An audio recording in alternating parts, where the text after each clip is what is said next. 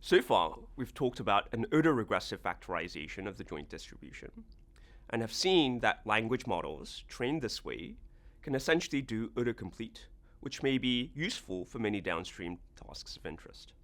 Now, given this next token language model, there are still many ways to parameterize this distribution. For example, to parameterize the distribution of the next token, given previous tokens, you might use a neural network. Another way might be what we call a scalar parameterization, where the probability of token xt given token 1 to t minus 1 is just given by a scalar. We'll first talk about and learn about how we learn language models with this scalar parameterization. So let's learn about scalar parameterizations of language models. So to make things clearer, we'll now be working with this notation, where we've explicitly separated out random variables, wt, from the realizations of random variables, x of t. And then we have the parameters theta. So this object is a probability that the random variable wt takes the value x of t, given all the previous realizations x1 to xt minus 1. Now, let's say we want to estimate this object directly. Given a vocabulary size of v, how many possible probability values are there for this object? Well, since we have v possible values for the first token, and then v possible values for the second token, actually we have v to the small t probabilities that parameterize this object. So how many parameters are there in this now scalar language model where we have a scalar value for each possible probability value? Well, there are v possible probabilities for the first word, w1. There are v squared probabilities that parameterize the probability of the second word given any possible first word, so on and so forth, until you get to some maximum token length, big T.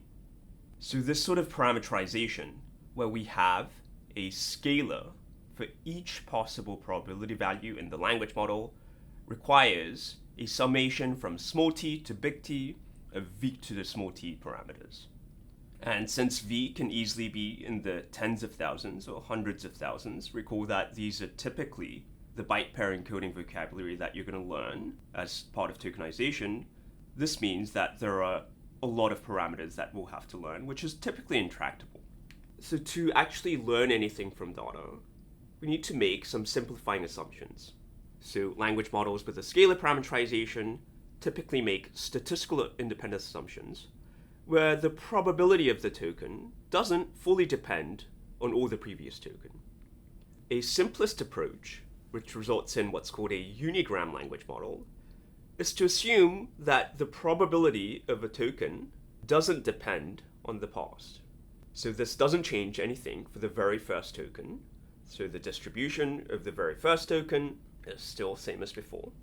Now, once we make the simplifying assumption, then the distribution of the token at position 2, so W2, given the previous token, we make the assumption that this doesn't depend on the previous token. So what that means is for the second position, we don't have v to the squared possible probabilities. We only have v possible probabilities. And once we make the simplifying assumption, then we've now reduced the number of learnable parameters from on the order of v to the t to O of v. In particular, the parameter count is now t to the v, where t is some maximum token length, and v again is the size of your token vocabulary. Now, so far, we've been treating each position and the probability of a token occurring at a particular position to be different depending on whether it's position 1, position 2, so on and so forth. Does it make sense for these probabilities to be completely different? For example, does it make sense for us to learn separate probability distributions over the second position versus the t-1th position? And you might argue, maybe yes, maybe these distributions should be position dependent. For example, subjects generally come before objects in most languages. And some nouns, like animate nouns, like man, are more likely to appear as subjects than objects. So you might argue then the probability distribution should depend on the position.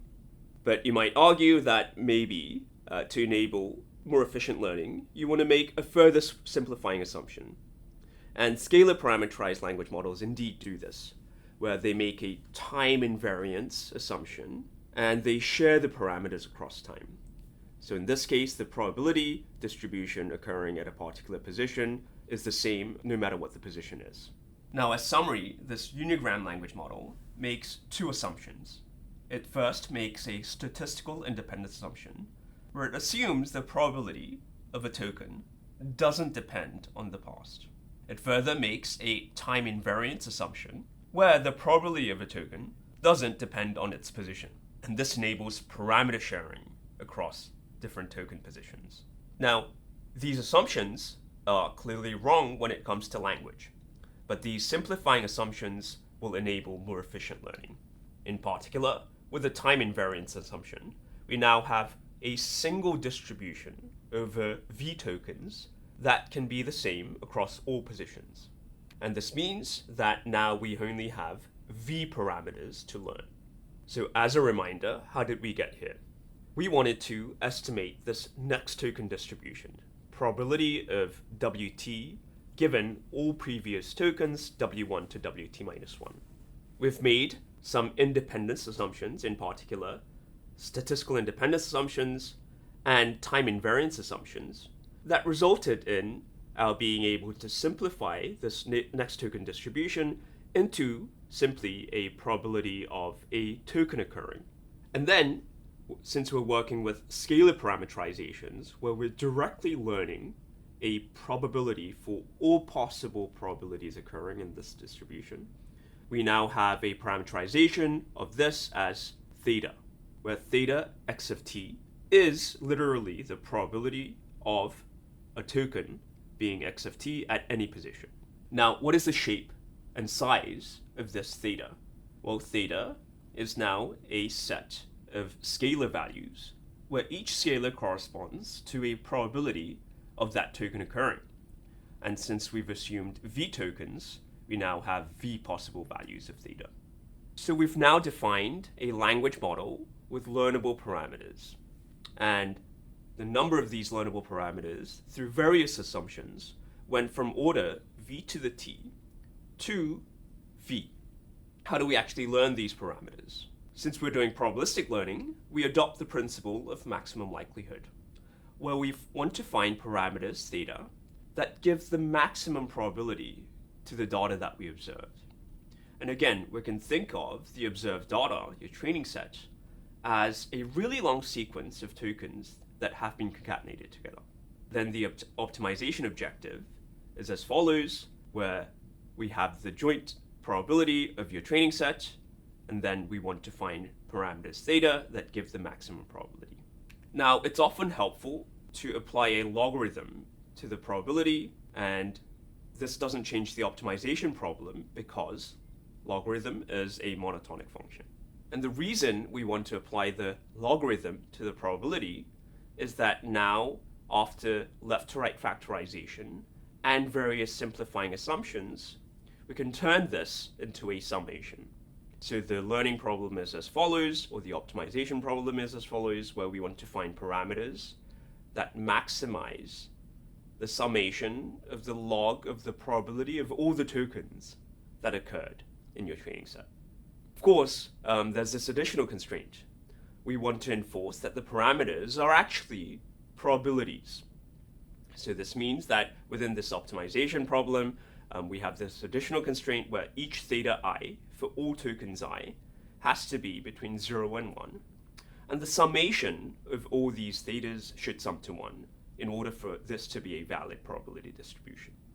So while we won't get into the derivation itself, it turns out this optimization problem has a very simple solution, where theta I is simply the empirical probability of token I occurring in the training set, i.e., theta I is given by simply counting the number of times token I occurred, divided by the total number of tokens in training.